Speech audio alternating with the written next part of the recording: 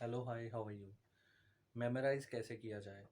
Preparation के time आपको बहुत सा मटेरियल, बहुत से ऐसे टॉपिक्स हैं जो रोज़ पढ़ने पड़ते हैं, और जब आप एक टॉपिक पढ़ के दूसरे टॉपिक पे जाते हैं तो आपने रियलाइज़ किया होगा कि आप पिछला टॉपिक भूल गए हैं या मोस्ट एक मेजर चंक उस पर्टिकुलर टॉपिक का भूल गए हैं। कैसे आप उसको मेमोराइज़ करें, कैसे उसको याद किया जाए? कभी भी आप जब किसी टॉपिक को पढ़ते हैं, ये आप अपने ध्यान में रखें कि हर कोई गिफ्टेड नहीं होता है, कोई लाखों में एक ऐसा गिफ्टेड होगा जो एक बार पढ़ने पे उसको याद कर पाएगा। आपको अपनी मेमोराइज़िंग एबिलिटी कैसे बढ़ानी है? उसका एकमात्र सॉल्यूशन है रिविज़न। जितना आपको उसको उस पर्टिकुलर टॉपिक को रिवाइज़ करोगे, उतनी आपकी मेमोराइज़िंग एबिलिटी बढ़ जाएगी। जैसे कि आज सपोज़ आपने कोई एक चैप्टर पढ़ा, उसको पढ़ने के बाद आपको लगा कि उस चैप्टर के आपने 40 टू 50% डाटा रिटेन कर लिया है और आप उसको खुद से मेमोराइज़ कर पा रहे हैं, रिकॉल कर पा रहे हैं।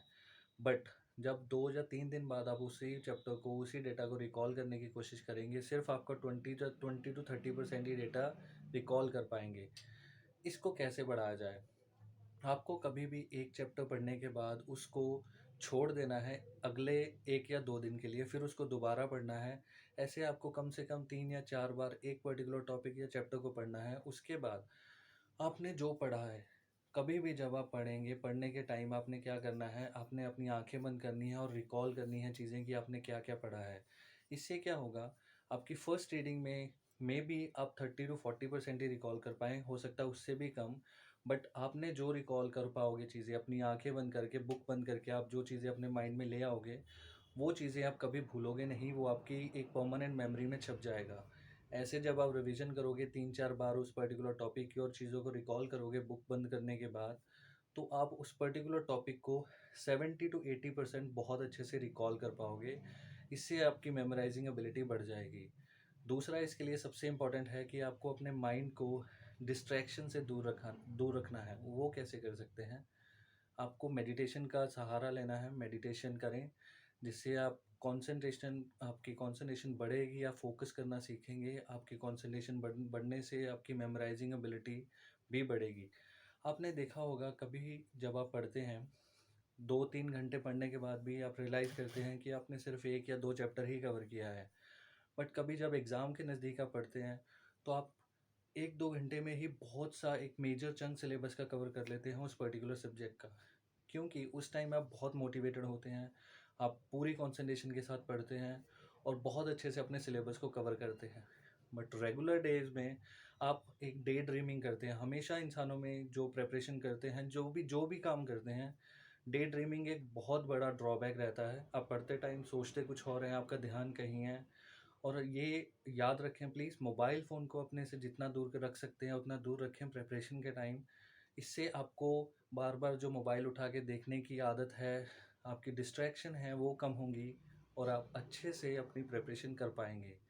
और हमेशा, हमेशा कोशिश करें जितना कम आप मोबाइल को, सोशल मीडिया को यूज़ कर पाएँ प्रिपरेशन के टाइम, उतना आपके ब्रेन के लिए अच्छा रहेगा।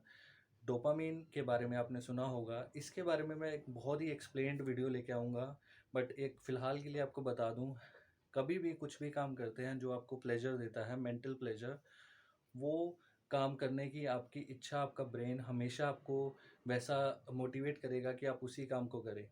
आप वीडियोज़ देखते हैं यूट्यूब पे, तो आपका ब्रेन आपको ऐसा डायरेक्शन देगा कि नहीं-नहीं आप वीडियोज़ ही देखते रहिए, जिससे आपके ब्रेन में डोपामाइन रिलीज़ होगा और आप उस पर्टिकुलर सोशल मीडिया पे जाने के लिए क्रेव करने लगेंगे।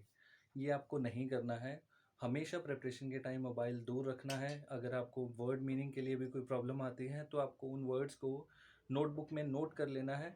एक पर्टिकुलर टाइम आप डिनोट कर लीजिए, डेडिकेट कर लीजिए अपने पूरे दिन में जब आपको अपना मोबाइल फ़ोन यूज़ करना है। आई एम श्योर कि मोबाइल फ़ोन के बिना नहीं सर्वाइव कर सकते इस टाइम पे। फिर भी एक पर्टिकुलर टाइम डिनोट कीजिए कि हाँ, मैं इस टाइम पे ही मोबाइल फ़ोन यूज़ करूँगा। उस टाइम आप जितना भी आपका काम है, आपको कोई भी सोशल मीडिया चलाना है, आप च यूज़ कीजिए। आपको कुछ वर्ड के मीनिंग देखने हैं, आप उसी टाइम पे, उसी एक स्लॉट को यूज़ करके वो सब काम कर सकते हैं। आई एम श्योर आपका कुछ ना कुछ रिज़ॉल्व हुआ होगा ये मेमोराइज़िंग का जो प्रॉब्लम है। और अगर आपको ये वीडियो यूज़फुल लगा है तो येस टाइप करें, नहीं लगा तो नो टाइप करें। वीडियो को लाइक करें, चैनल को सब्सक्राइब करें। Thank you so much for watching.